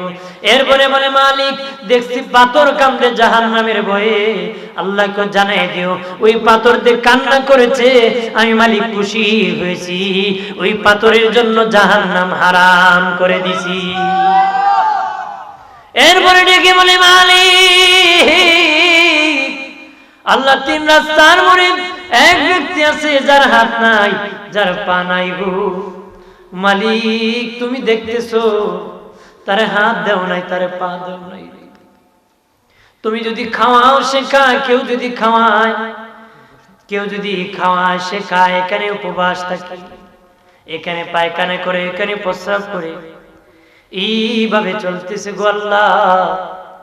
সে বলে দুনিয়ার কোনো কাজে লাগে না, তারে কোন কাজে তুমি বানাইছো? আল্লাহ বলে, মুসা রে, তারে জানিয়ে দিও জাহান্নামের একটা ছিদ্রি আছে, সে যত বড় জাহান্নামের ছিদ্রিটা তত বড়, ওই ছিদ্রি বন্ধ করার জন্য আমি আল্লাহ তারে বানাইছি। যাই হোক, সর্বপ্রথম কথা বলে শেষে ওই লোকের সাথে দেখা হয়েছে, যে বেটা 2 হাত নাই। ওই বেটা জিজ্ঞেস করে, মুসা আমার খবর নিশুনি? হ্যাঁ নিছি। আল্লাহ কইছে জাহান্নামের একটা ছিদ্রি আছে, তুমি যত বড় তত বড়, এই ছিদ্রি বন্ধ করার জন্য তোমারে বানাইছে। ওই লোক শুনিয়া কয়, আলহামদুলিল্লাহ, আলহামদুলিল্লাহ। মুসা কয়, জাহান্নামের খবর পেয়ে কয়, আলহামদুলিল্লাহ। বেটা জান্নাতের খবর না পেলে কি কইতে হবে? কিতাবের মধ্যে আসছে, বেটা আলহামদুলিল্লাহ কইতে দেরি হয়েছে, তার হাত পাও গসতে দেরি হয় না, তার হাত লেগে গেছে, পাও হয়ে গেছে। আল্লাহ মুসার যে খবর দিছে, আমার বান্দা জাহান্নামের খবর শুনিয়া ওই লোক বলছিল যে আমি ভাবছিলাম আল্লাহ বুঝি আমার কোনো কাজে বানায় নাই, দুনিয়ার কাজে বানাইলে দুনিয়ার কাজে লাগতো, আল্লাহর কাজে বানাইছে আমার। আমি খুশি হইছি। দুনিয়ার মানুষ দুনিয়ার কাজে বানাইছে আল্লাহ, আর আমারে আল্লাহর কাজে বানাইছে, এজন্য খুশি হইছে। আল্লাহকে আমার বান্দা, আমি তো তার আমার নিজের কাজে বানাইছি, খুশি হইছে। এজন্য আমি তার হাত পাও লেগে দিছি, তার জন্য জাহান্নাম হারাম করে দিছি। কিসের জন্য? শুকরিয়া আল্লাহ। আপনি হাত পাও না দূরের কথা, আপনি যদি দান যদি বৃষ্টি এতগুলো আপনি বেজারি জানলেন খোদা আমার দেখলে খালি নেই না।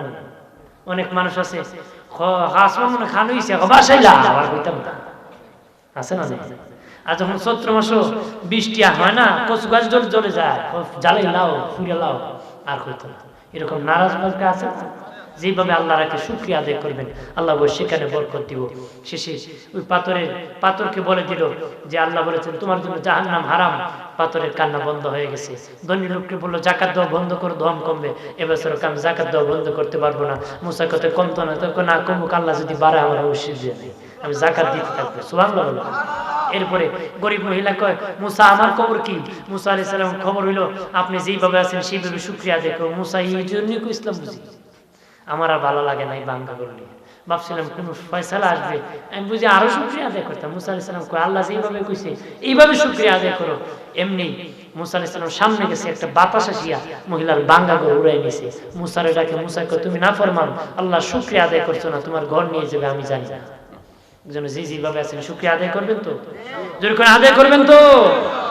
এক লোক মসজিদে গিয়েছে, আল্লাহ তার এমন গরিব বানাইছে, একজন সেন্ট্রাল কিনবে টাকা না, তুমি দোয়া করতেছে আল্লাহ আমার এমন গরিব বানাইলা, মসজিদের সেন্ট্রাল পায়ে দেওয়ার 2 টাকা কান দিয়া বের হয়ে মসজিদের সামনে গিয়ে দেখে এক বেড়ার ফা নাই, ভিক্ষা করতে বসছে। তার দিকে তাকে আল্লাহ তারে তুমি পাওই দেও না, আমার তো সেন্ট্রাল দেব না, তারে তুমি পাওই দেও না, আমার সেন্ট্রাল লাগবে না, আমাকে পাকও দিয়েছো আলহামদুলিল্লাহ। এরকম অন্যের দিকে তাকাবেন, তাকে নিজে সুখে আদায় করতে পারবেন। যদি আপনি তাকান হুমরা সুমরার দিকে, তাহলে পথভ্রষ্ট হবে। তাকাবেন নেককার দুর্বল মানুষের দিকে, তাকালে দেখবেন যে আল্লাহ আমাকে ভালো রাখছে, আল্লাহ আমাদেরকে সুস্থ রাখছে। কত সুস্থ জান, উসমানীতে গিয়ে একটু ঘুরতিতে দেখবেন কত সুস্থ রাখছে। বাড়ির বৈশাখ এই হয়েছে সেই হয়েছে, উসমানী হাসপাতালে গিয়ে দেখবেন আপনার ফুল সুস্থ। কথা বলা এই জন্য আমরা শুকরিয়া আদায় করি। প্রত্যেকে বলেন আমিন, আরো জোরে বলেন আমিন। এখানে আল্লাহর ঘর মসজিদ।